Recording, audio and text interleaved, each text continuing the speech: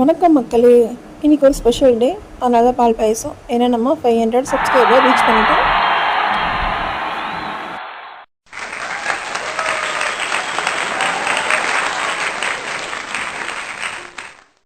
இந்த ஸ்பெஷல் டேயில் உங்களுக்கு பால் பாயசம் செஞ்சு காட்டியிருக்கேன். இதுவும் ஹெல்த்தியான பால் பாயசம் தான்.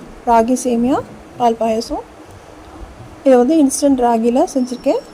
அதுக்கு நீங்கள் ஸ்கிப் பண்ணால் பார்த்தீங்கன்னா தெரியும். இப்போ வாங்க நம்ம Healthy கிச்சனுக்குள்ளே போகலாம். இதுக்கு ஃபஸ்ட்டு நான் பால் காய்ச்சிக்கிறேன். என்னோடய கிச்சன் செட்டப்பே நான் கொஞ்சம் மாற்றிருக்கேன். இது பிடிச்சிருந்தா எனக்கு ஒரு லைக் போடுங்க. உங்கள் கமெண்ட்ஸ்லேயும் உங்களோட ஃபீட்பேக் சொல்லுங்கள். இதுக்கு நான் பால் காய்ச்சிட்டு பால் நல்லா காஞ்சிடுச்சு. நல்லா கொதிச்சதும் நான் ஒரு கப் ராகி சேமியா எடுத்துக்கிறேன். இது இன்ஸ்டன்ட் ராகி சேமியா தான். எடுத்துகிட்டு இதை நல்லா கலந்து விட்டுக்கோங்க. இது ஒரு 5 நிமிஷத்தில் நமக்கு நல்லா வெந்துடும்.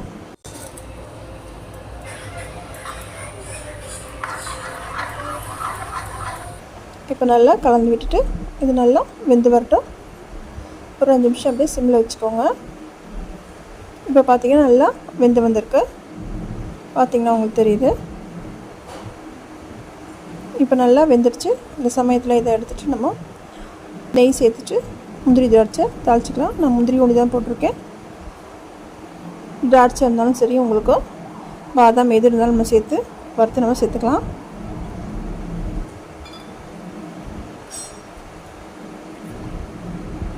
இப்போ இது நல்லா முந்திரி நல்லா வறுபட்டுடுச்சு. இதில் இப்போது இந்த பாயசத்துக்கு சேர்த்துக்கலாம்.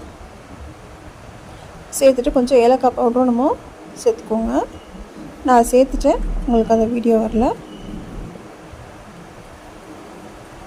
இப்போ நல்லா கலந்தாச்சு. இந்த சமயத்தில் நான் கொஞ்சம் பால் சேர்த்துக்கிறேன். ஃபஸ்ட்டு வந்து நம்ம பால் காய்ச்சினோம். இது வந்து கொஞ்சம் தண்ணியான பால். இது காய்ச்சி ஆற வச்ச பால். இதை சேர்த்துட்டு நல்லா கலந்துக்கோங்க. நல்லா கலந்துட்டு அடுப்பை வந்து நம்ம சிம்லேயே வச்சுக்கலாம். நான் இன்னும் சுகர் சேர்க்கலை. இப்போ நல்லா கலந்துட்டு ஒரு கொதி வந்ததும் நம்ம இதுக்கு தேவையான அளவு சுகரை நம்ம சேர்த்துக்கலாம். நான் ஒரு கப் சேமியா எடுத்திருக்கேன். ஒரு அரை கப்புக்கு நான் சுகர் சேர்த்துக்கிறேன். சேர்த்துட்டு நல்லா கலந்து விட்டுட்டு ஒரு கொதி வந்து இறக்கிட்டிங்கன்னா நமக்கு சுவையான ராகி சேமியா பாயசம் ரெடி ஆகிடும். ரொம்ப ஹெல்த்தியான ரெசிபி இது. நீங்கள் சுகருக்கு பதில் வெல்லம் கூட சேர்த்துக்கலாம்.